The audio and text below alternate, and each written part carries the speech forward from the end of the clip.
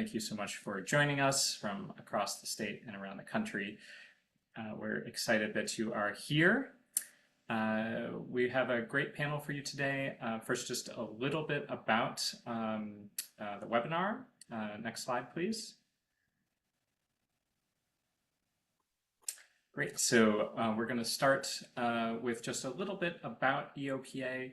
So Elected Officials to Protect America. We're a network of state and local elected officials across the country committed to solving the climate emergency, ensuring environmental justice, and protecting our lands, waters, and democracy.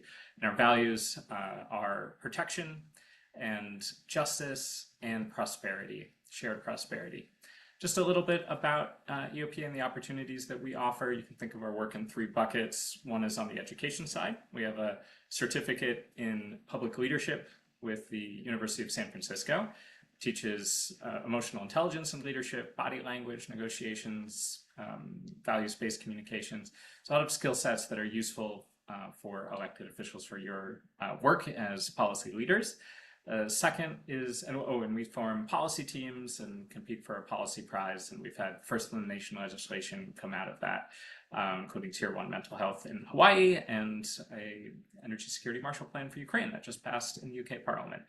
So it's a fun, we'll send some more information on it afterwards. We also have a communications side, a news magazine that goes out to 25,000 lawmakers, state and local across the country. So if you want to highlight your policies or op-eds that you've written, we're happy to promote those. We have film production arm, podcast run by elected officials, and a book publishing arm with 70 mission-driven titles through our parent nonprofit, the Solon Center.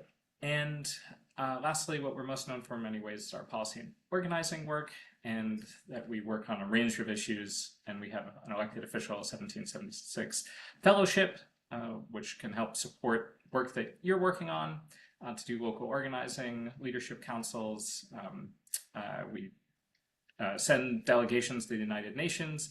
In fact, we'll hear about that a little bit later today. So with that, let's go ahead and talk about our webinar today, the illustrative speakers that we have. Next slide, please. Wonderful. So the topic of today's webinar is on how to protect children and public health from fossil fuel pollution in New Mexico. And research is pretty startling that 1 in 5 Americans die prematurely due to the production and use of fossil fuels. And the reality in New Mexico is troubling as oil and gas the industry continues to pollute our air with particulates and intensifying the climate crisis, contributing to extreme weather, flooding, heat, wildfires. And in particularly children in New Mexico who are attending school are exposed to daily high levels of fossil fuel toxins that impact their development, particularly from oil and gas operations nearby. So that's what we're here to talk about. What can we do? What's the situation? What can we do about it? And what's the progress that we're making in New Mexico? And again, what are how it fits into the larger context at the United Nations and opportunities to move forward. So with that, our speakers today, we will kick off with Senator Pro Tem Mimi Stewart, who will share with us her perspective on the issue, and then Senator Harold Pope will be next, and then State Representative Andrea Romero, and then Tammy Fiebelkorn from Albuquerque City Council. Not necessarily in that order, but we'll go ahead and start with Senate Pro Tem Mimi Stewart. Mimi, can you hear me? Yes, I can. Thank you so much to EOPA for bringing us together. I just have a shout out for your other folks on here. Senator Pope and Representative Romero and Councilor Fiebelkorn were all part of what we did this year in the legislative session. I had a series of climate bills, 3 of them. 2 of the 3 were passed. Very thrilled to present one of those today. It's called the Community Benefit Fund. I now see Debbie has finally gotten through the Zoom Mays and has joined us. So Representative Sariñana has been a major part also. So we have been doing climate bills for a while. This year seemed to be a banner year where we all came together on these bills. So I do have a series of slides. If you could do the first one or maybe start with the second one.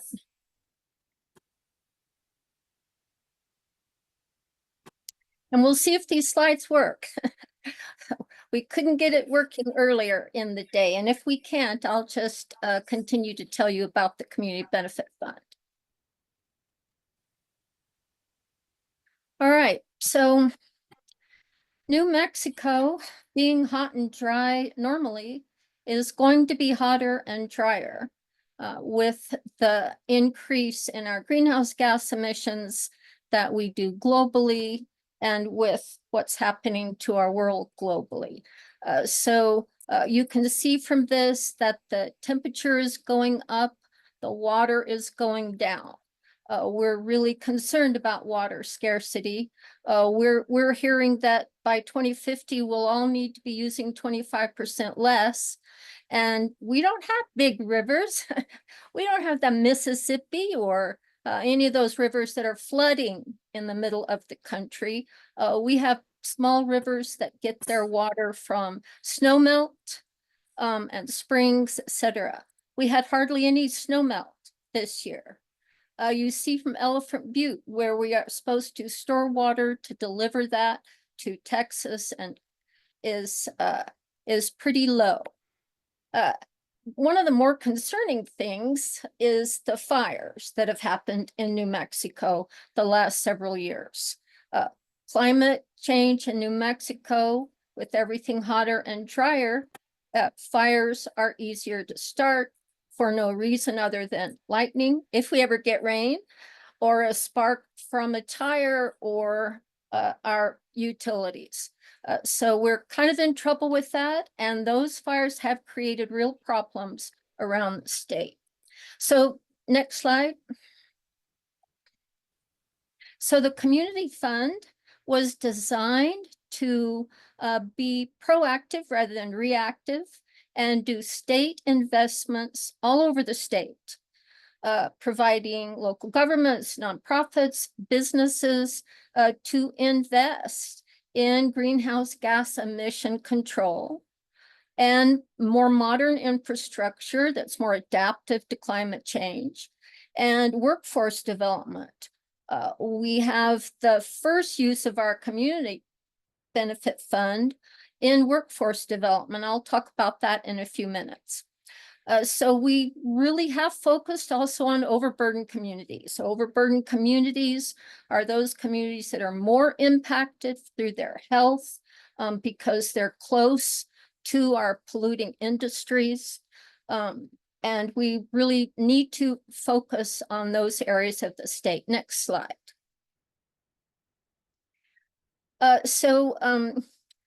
The Community Benefit Fund is $210 million that we've been able to get into these 7 different departments.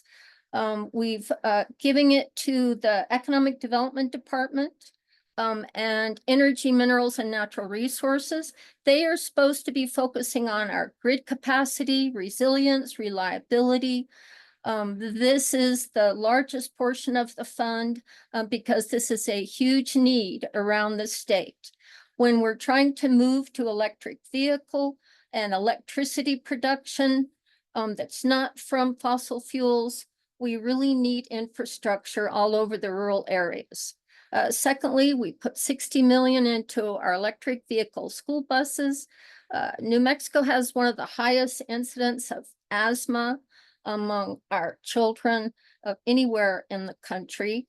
Electric vehicle buses don't have any fumes. They're quieter, kids can even do their homework, and we have some kids that spend a lot of time in these buses. These buses line up outside of school at the end of the day, they idle, and everybody's breathing diesel fumes. We really want to move to electric vehicle school buses. Districts all over the state have asked for this. Some rural areas feel like it won't work. Nothing in this bill mandates anything, but we want to have enough resiliency built into the fund and flexibility so that school districts can do the infrastructure required. We're increasing our renewable energy efforts through Environment Department and New Mexico's Energy Minerals Department. Our workforce development through Workforce Solutions is the first use of the Community Benefit Fund. They are investing in Northern New Mexico Youth Fund that trains underserved youth in our non-extractive sectors. So they'll have growth opportunities through internships, pre-apprenticeships, career development. They want to work in electrical grid modernization, renewable energy, climate change mitigation. So that is the first use of these funds. Energy efficiency. Tammy Fiebelkorn brought to us the Community Energy Efficiency Development Block Grant. That's a mouthful. We call it the SEED, C-E-E-D. That's already in place, and we're just funding that. That helps underserved communities get their homes weatherized, change their appliances so they have more energy efficient appliances, plug the leaks, get new double pane windows, just an upgrade to their homes so that they're cooler in the summer, warmer in the winter, and they're not using 30% of their income. Some of our counties in the north, they have 30% of their income going to energy and costs. So it's a way for economic development, job development, and to try to reduce those emissions. Finally, we have low interest loans for energy efficiency. That's our climate incentive program.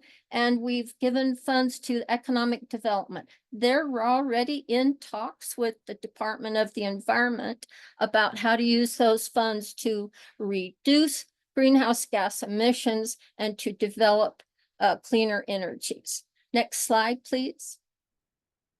So I think this is our last one. This is our hopes for this fund, that we will help these ever-increasing recovery costs. In Roswell, they got 2 years worth of rain in 5 hours, and it flooded out everything in a certain area of the city. They need to redo their roads. They need to redo buildings and infrastructure. We really want to have the areas around the urban areas dive into these funds for what they need. We're trying to promote clean energy jobs, have those school kids have a better chance of not getting asthma or other health issues. We want to really drive this money to our rural areas. Local districts really are in charge. And of course, our overall goal, all of our goals, are to reduce those heat trapping emissions, those greenhouse gas. Yes, we have a polluting industry. That industry is here to stay. We would like them to stay. We just want them cleaner. We want cleaner emissions. We know they can do it. They do it in other countries. That's really the drive, is to lower those greenhouse gas emissions. I think that's the end of my slides. Or is there another one? Yeah, that's just what I said. So we're really excited about this idea. It really took shape, had so many people around the state from these underserved communities, these overburdened communities, show up to say this is what they need. So I suggest that any state that's looking at this, we're happy to tell you how we did it, but it's really focusing on your local areas, being resilient, answering their needs, their desires to lower emissions, get more workforce into a cleaner industry, and to help us with what's happening to our state because of climate change. Thank you. Thank you for your presentation, Madam Pro Tem. And I apologize for I couldn't get on, and we tried everything, but finally got on. So thank you for being patient. It is hard to hear that New Mexico is warming 50% faster than the global average. That's just amazing. But we do have a lot of fossil fuel being extracted, and we're facing many fires. Even today, we have the buck fire and the trout fire burning in our state, and our extreme heat that you're talking about. Yesterday, I was out at Manzano about 4 o'clock in the afternoon, and the intensity of that heat was something I don't remember feeling except in Yuma, Arizona, when I lived there, and that was usually 10 or 15 degrees hotter than Albuquerque. So these changes we are having and feeling are things we have to fix. But again, thank you, Madam Pro Tem, for your leadership in our state-led climate investment and with your community fund. And we are moving in the right direction when it comes to climate change, and again, because of you. So thank you again, Madam Pro Tem. Thank you, Representative. Yes. All right, our next speaker is Albuquerque City Councilor Tammy Fiebelkorn, who is a trained environmental economics with master's degree. Tammy is also the New Mexico Government Affairs Manager and registered lobbyist for the Western Resource Advocates. Thank you, Councilor Fiebelkorn, for being on today.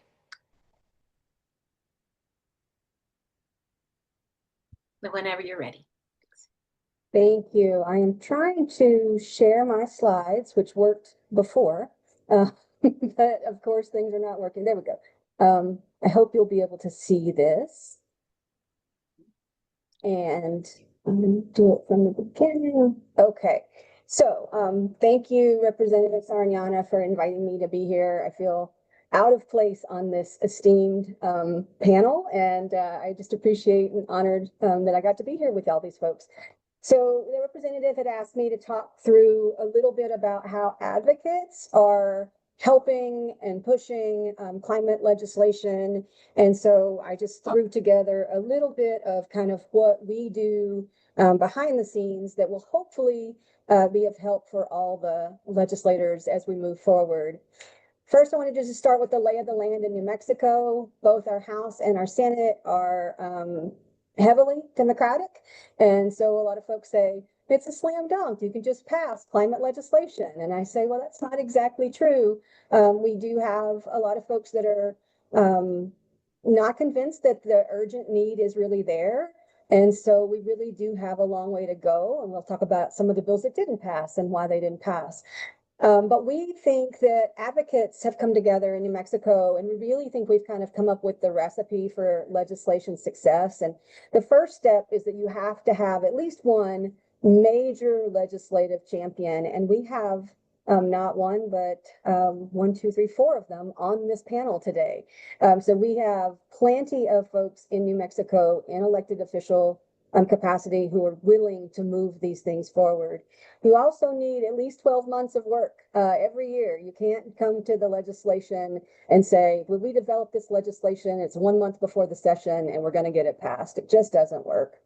We really need to work through our interim hearings. In New Mexico, we have interim hearings that cover a lot of topics that get to let you socialize ideas to legislators so that it's not just some brand new thing that comes out during the legislative session.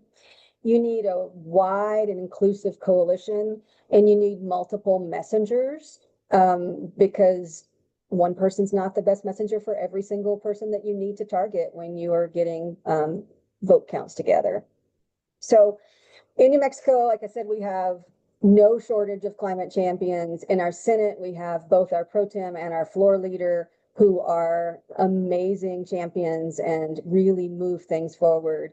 We have senators, there's too many, I couldn't list them all on the slide, but Bergman's, Charlie, Hamblin, Pope, Stefanik's, all of these folks are folks that if you have an idea or you want to try to think through a way to do X, Y, or Z, they are all open to it. They have all sponsored and pushed massive pieces of legislation through.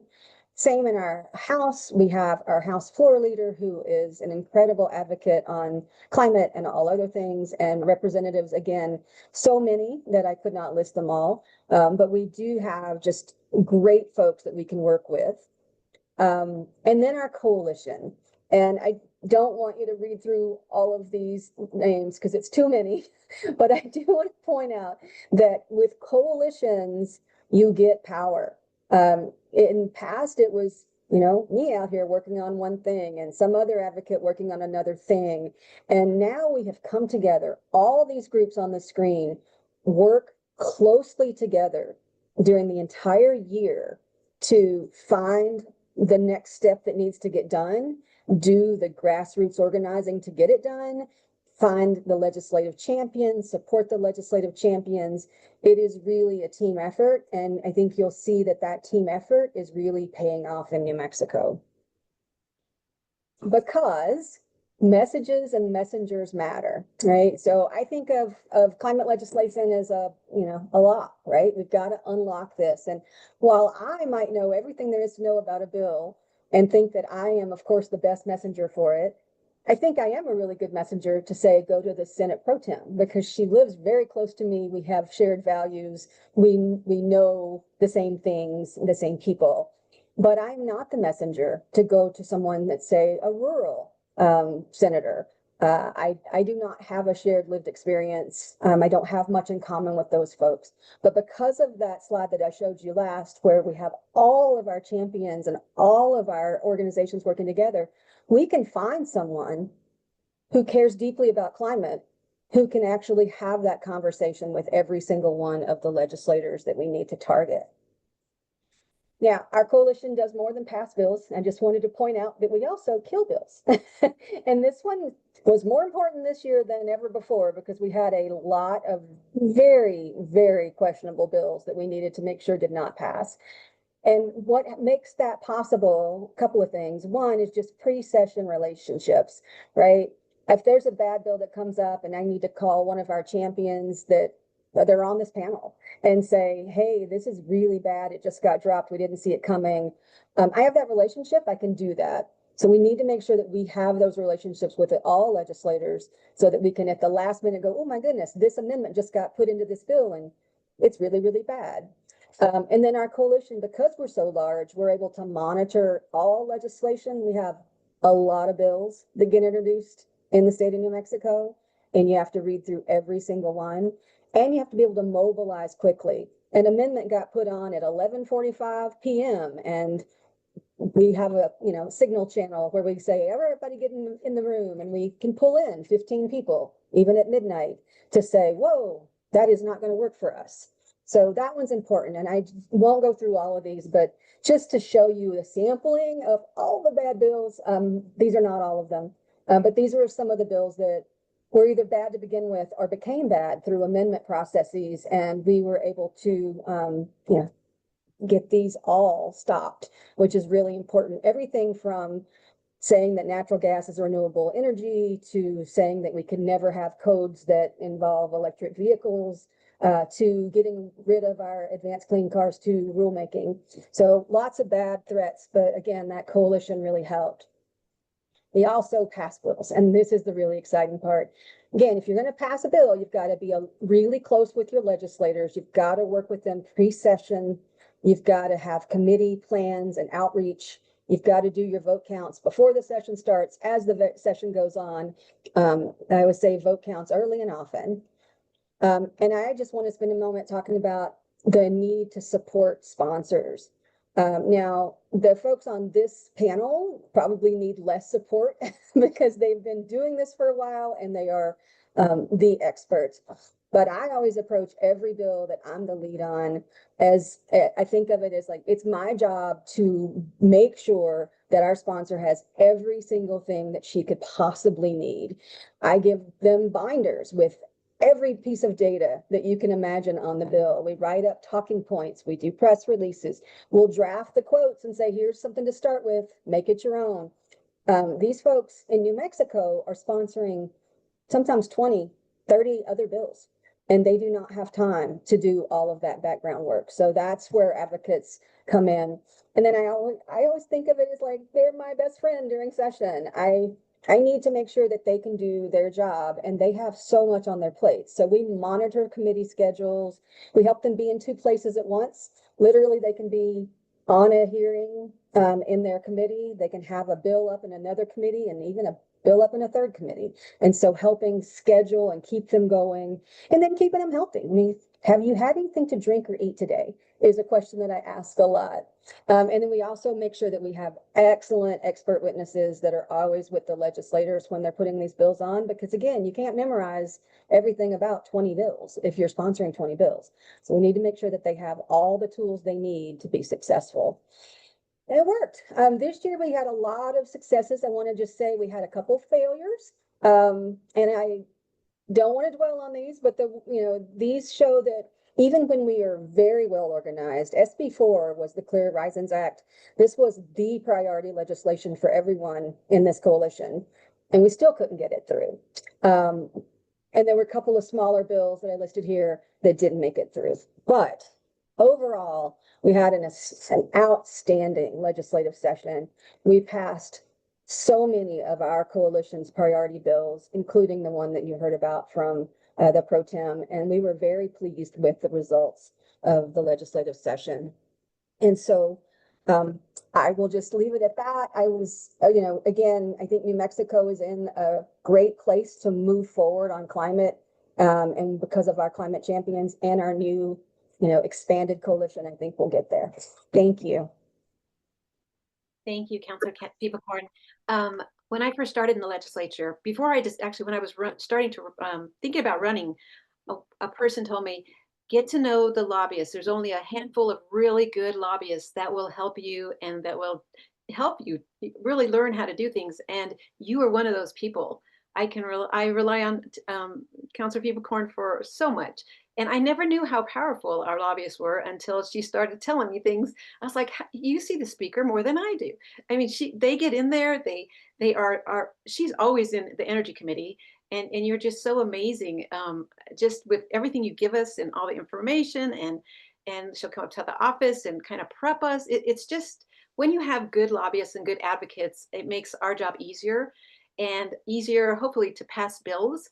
It's just, it's amazing. So thank you for just being there for us, all of us. You're everywhere during the legislative session. She drives an electric car, and it's great. But thank you for your presentation. Thank you for all you do for us.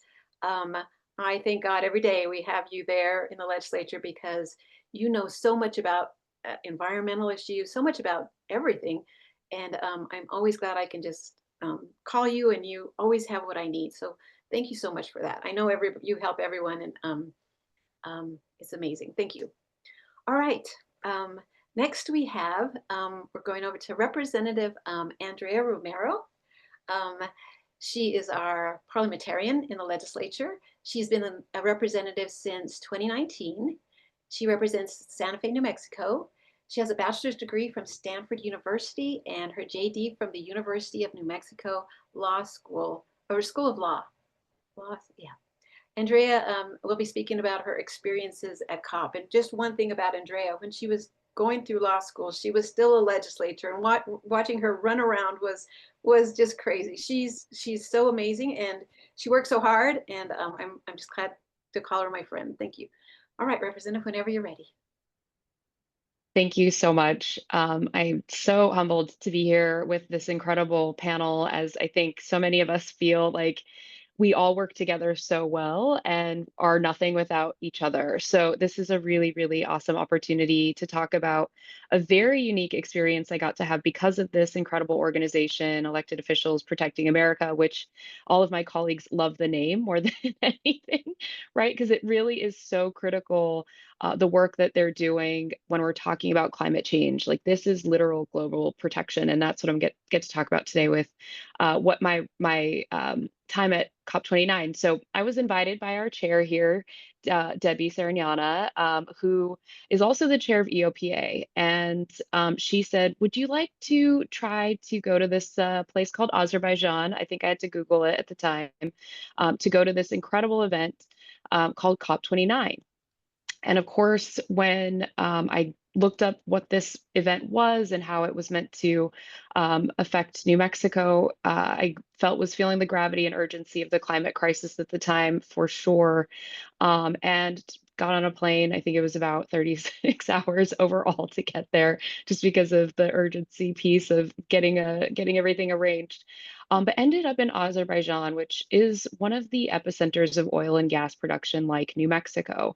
And the whole world was convening on this place. We're talking about 80,000 people, talking about how we're going to commit to the changes that we need to make as a globe. And so this incredible sort of discussion was taking place. And I was traveling also with a group from Ukraine that EOPA had organized. So we're talking about not only climate, but we're talking about conflict in the world and how all of these things intertwine. So really, what is COP29? So let me start there. I think for so many of us that might be new to this. So COP29 was the 29th UN climate change conference under the UNFCCC. And what that means is that they're there to negotiate global agreements on climate goals and actions. This happens every single year. And this was really focused on finances. How are we going to actually channel the amount of money that we need to fight climate change globally? And we talk about this all the time in New Mexico, where everyone calls us too small to do anything. And here I was in the global stage to have this conversation. So as the World Cup of Climate, we have negotiators, activists, scientists, and we have a global press that are there to talk to Indigenous leaders, folks coming from all walks of life. And this was a moment where we had island nations basically saying, this process isn't working. We need to go a different route. And this was the entire global press coming together to be like, how is this going to happen? What's going to go on next? So it's about the decision making and the storytelling, all of these different conventional rooms are happening, press is being met with, and for instance, the next COP30 this year in Brazil will focus on how healthcare systems adapt to climate change. So much of this lens focuses on how we build this resilience and give voice to all these folks in the room. Because we traveled with the Ukrainian delegation, we were talking about how renewable energy is actually part of how Ukraine can fight the war. When Russia targets Ukraine, they targeted all of their oil and gas deployment in order to basically destroy their epicenters of funding that they were getting. And so what happens with Ukraine today is that because of microgrids and solar, they can actually stay connected on this modular setup in order to be able to keep their energy infrastructure in place. And because of EOPA, they were able to share that story about how clean energy is both a peace strategy and a survival tool for the Ukrainian people. And so this was so powerful to be able to not only be a part of, but also continue to tell that story about how important renewables are and clean energy is to not only our struggle in New Mexico to ensure that we have a future, but also how Ukrainians are surviving a war through this innovation and resilience. So through this time, we're meeting with a ton of different people from different organizations around the world. EOPA brought us together to speak through global arenas, lift up these frontline perspectives, and these local and state governments can pilot our ideas, transforming these words into deeds. And so our participation as New Mexicans is not just symbolic, it's about building bridges and showing our presence. So for our role as New Mexicans, one of the huge things that I was able to talk about is the fact that New Mexico is the second largest oil and gas producer in the United States. Again, we're often told that we're too small to make a big impact in the world, and the things that we do in New Mexico don't have repercussions globally. And in fact, with the second largest sovereign wealth fund that we have in New Mexico, we are now in a place to actually divest out of oil and gas in perpetuity. And so this was a message that I was able to send to folks around the world, that we have actually figured out how to divest out of oil and gas. And that is massive, where you see so many places that have authoritarian governments and other things that are basically married to oil and gas. This is a huge opportunity for democracy and other changes around the world. So while these negotiations globally may seem complex, we can help demystify a lot of this work when we're on the ground and having these conversations. So while different folks are being represented all over the world, watching all of this happen in real time is so powerful. And it's like watching these, tectonic plates shift while we're just standing in place and participating in all of this. And really, truly, the real work is in New Mexico, translating all of this international commitment, like what happened with Senate Bill 4, trying to show New Mexico is in place with a global community with these local actions that we can take. So really super hopeful to stay rooted in the values and connected to the world in face of the climate crisis, and certainly interested in always participating in this going forward. For me, COP was very, very much life-changing. And so for the message that was received there was, to care for the land is to care for the people.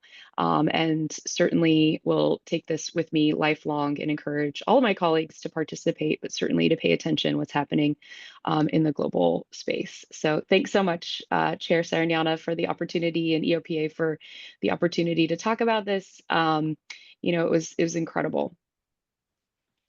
Thank you, Representative Andrea Romero. Thank you for your presentation. I remember I went to COP26 and seeing people from all over the world, listening to them. There were so many amazing topics, just going from place to place, listening to them. But I remember one talking about the easiest way. We have the low hanging fruit is to teach our kids, let's go back to riding bikes. Let's go back to walking. There's so many things that we could be doing as a country, as a world, that are right there, but we're not. But I'm glad you had a great experience, and it is, and I'm hoping other people can go maybe this year to Brazil and really experience it, because the rest of the world knows what's going on.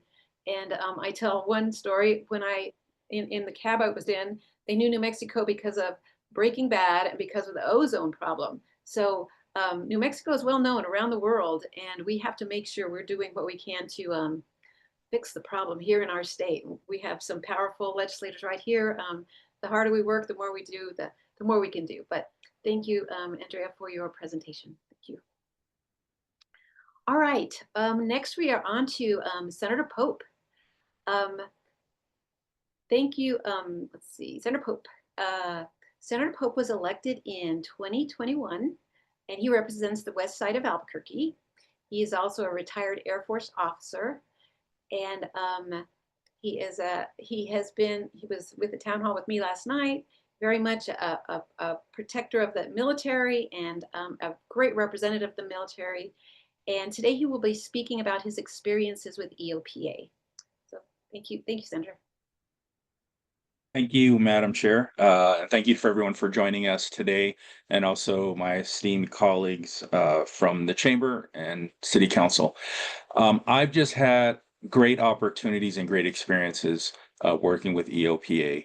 My first experience was going to one of their energy summits that they have usually every year in May.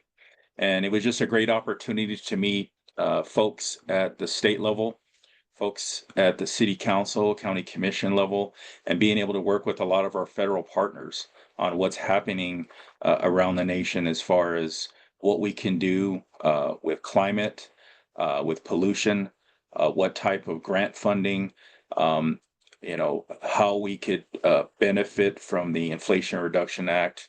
And so it was just really helpful networking. In addition, just talking with other legislators from other states to see what they're doing, what they're working on, what barriers are they facing, and us being able to have conversations and work together and to see what could get passed. I think what's really great about EOPA is a lot of our other organizations that we're involved in a lot of times are just state legislators, right? And the fact that we have folks at pretty much every level, from the local level on up to the state level, we're able to see what happens and what those partnerships and what they can bring to a community and bring voice to the issues that we're dealing with. In addition, I'd like to add that I was also able to participate and get a leadership certificate from EOPA as well. And it was just an awesome program. So this program, you spend a weekend in DC with a cohort of other elected officials, learning about leadership from the University of San Francisco. And so it is a lot of work. It is a certificate, but it is a lot of work. I mean, it was an all day Saturday, all day Sunday, event. And after that, it was an additional 6 weeks of work online at home, participating in classwork and participating in a huge project. But in the end, I just think it was great to just get more training, to get a certificate from really a world-class institution. And once again, work with more colleagues on a project that deals with our climate and the crisis that we're dealing with. I would say that even those meetings and who I've met, I still continue to have relationships with these folks. Matter of fact, I met some of them last week when I was at a different conference in DC. And so it just really builds great relationships, and that we can work together to solve this crisis. This isn't going to be something that we're going to be able to do just within one state. We got to have everybody on board and see what works and what doesn't work, and how we can get things done. So awesome organization. I can't praise it enough. And if you have the opportunity, please get involved with us. Talk to Madam Chair if you're here in New Mexico, and just get involved. You won't regret it. And please take advantage of the opportunity for the leadership certificate. Thank you, Madam Chair. Thank you, Senator. I too went to the leadership training, and it is amazing training. And you get to meet people from all over the United States and other countries. The different conferences, we've been at conferences. I see Senator Pope, he goes to all these things, and these conferences, you just learn so much about what's going on in the United States, how this administration is, why they do what they do sometimes. There's just so much to learn, and I'm hoping we can get everyone to start going to them. Senator, I appreciate everything you do and for being around and helping in everything you do, everything we have with EOPA. When we have different meetings, we have conferences, we have webinars, we have COP, we have so many things in the leadership training. COP is well-rounded and can help everyone learn more about the gas and oil problem we have, fossil fuels, pollution. One great thing about EOPA, when I need something, Dominic is there to give it to me. If I was with the different bills I've had, I can email him and he will send me to an expert, and then I just work with them and they send me all kinds of information from there about topics in gas and oil, in fossil fuels, and in everything I need.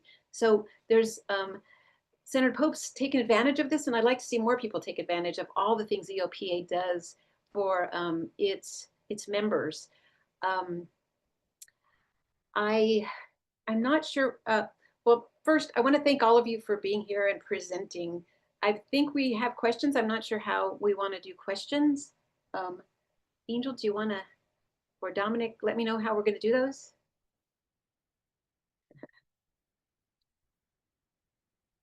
Maybe we don't.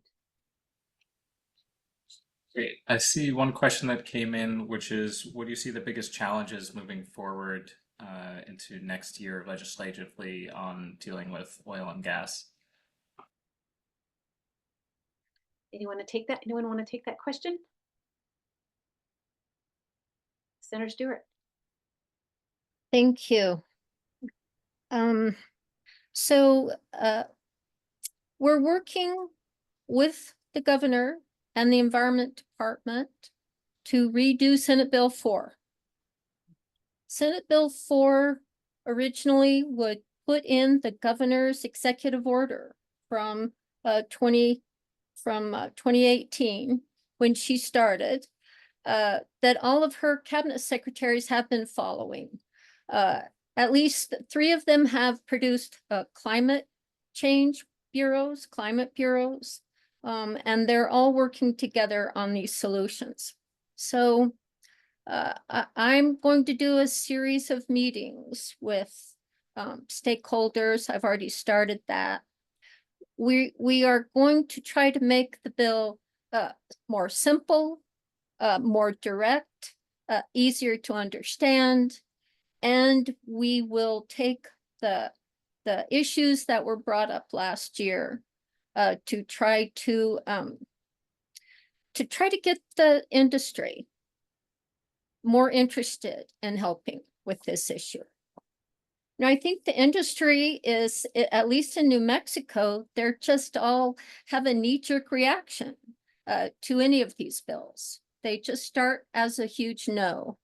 I'm going to try as hard as I can, working with the governor and the environment department, to get them to, okay, uncle, to understand that all we're trying to do is clean up the greenhouse gas emissions that they're producing. That is the sole purpose. So I'm going to go to interim committees and be meeting with the industry and others, and we will fashion, hopefully, legislation that can be a compromise so that not everybody's happy, but that we put those goals in statute and we require an inventory and monitoring so that we can measure if we are changing the greenhouse gas emissions that are coming out of New Mexico. 52% are from the oil and gas industry, 14% from transportation. So we're trying to hone in on that and do our work, just like Tammy said, in the interim. So I'm always hopeful and optimistic. I think you have to be to work in this work. Anyone else? Councilor Fiebelkorn, would you like to add anything? I will just add that, the entire coalition is 100% behind the pro tem and this effort. And we are just, we continue to talk about the success of last session and then the need for the final of the 3 pieces of legislation to pass next year. And we will continue to push as hard as we can and support her in any way she needs. Thank you. I know working with gas on the energy committee, oil and gas comes in front of us quite a bit. And when I had my bill, my setbacks bill, it was really hard to understand how none of them would say that it causes pollution. None of it would say that it hurts our kids. And none of them would say that, childhood cancer is very real, asthma, nosebleeds, all these things are really real. They won't even mention it. So it's been hard for me to work with the industry, but I'm going to try also. I'm going to try to be around, like you said, interim committees, and I think we have a few of them on the webinar now. So hopefully them coming in, maybe they're looking at how they can help us. We'll see. But I think that, anybody else? No? All right. Dominic, do we have anything else? Another question which is related, which is what's been most effective in talking with the oil and gas industry? And I see another question about labor, in terms of the workforce, what's the conversations been like with labor working on the oil and gas rigs? And I should mention, if anyone else from the audience has questions, please continue to put those in the Q&A or the chat. Over to you.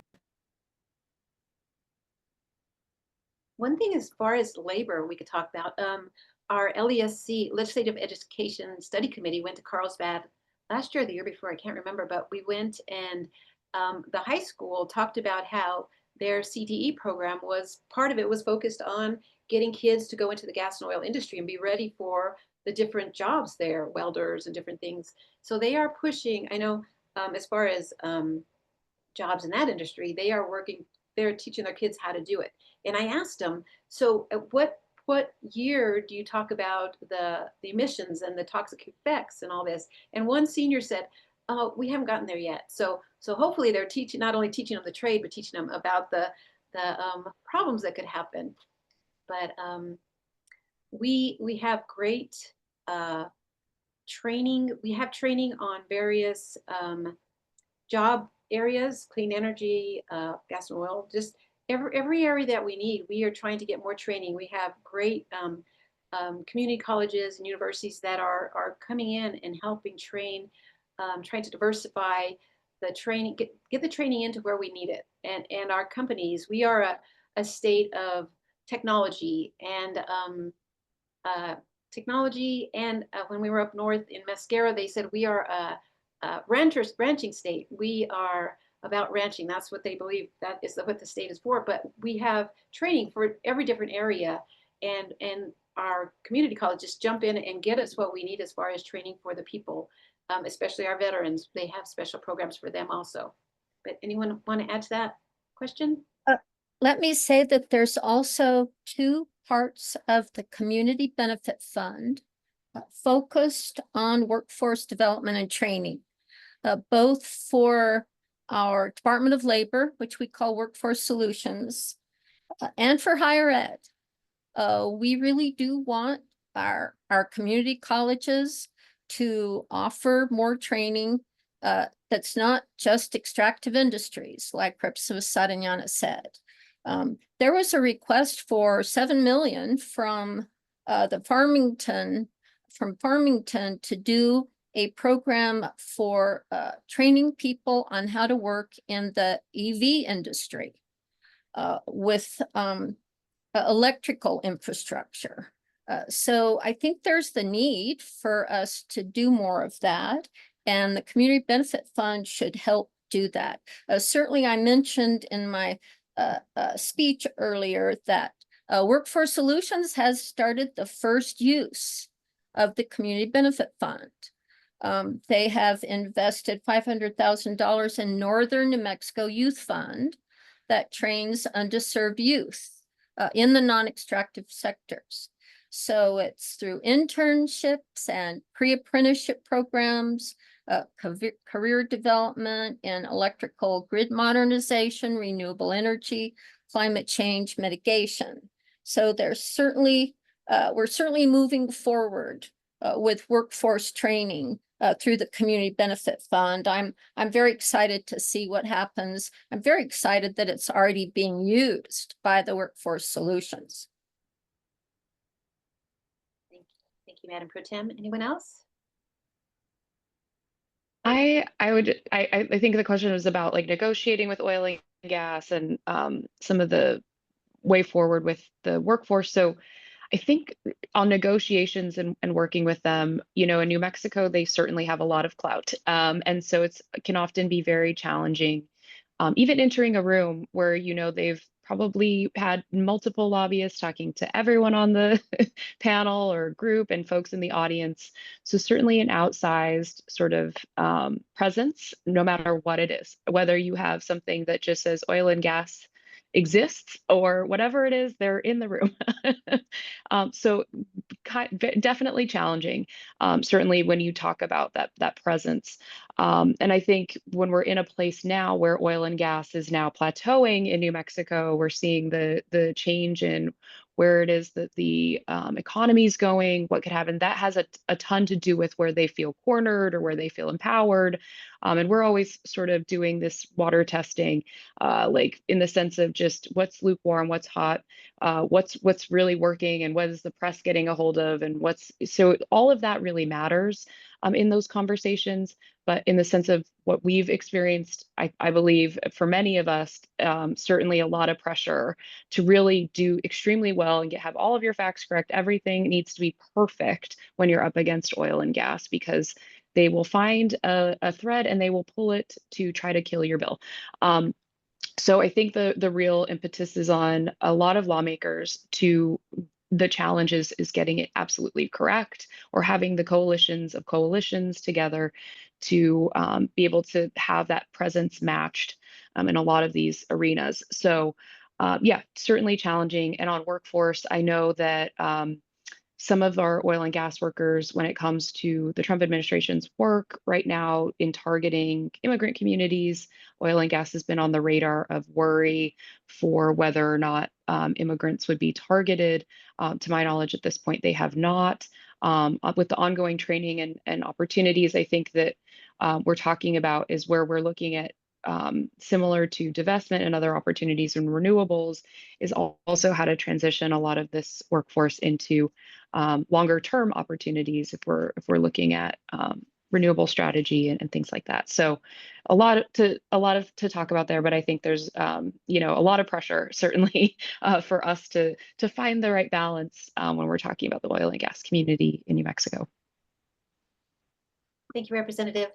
It is 2 o'clock and I know your time is valuable. So I want to thank you, all our speakers, for your inspiring insights and comments today and your leadership on these issues, and all of our participants on the webinar and everyone who took part, and for your questions and engagement. And we look forward to following up with you, sharing the slides, as well as some more resources on issues and how to get involved. So with that, I'd love to thank everyone and officially close the webinar today. I look forward to continuing conversation as we move forward. Thank you all for being here. Much appreciated. Thank you.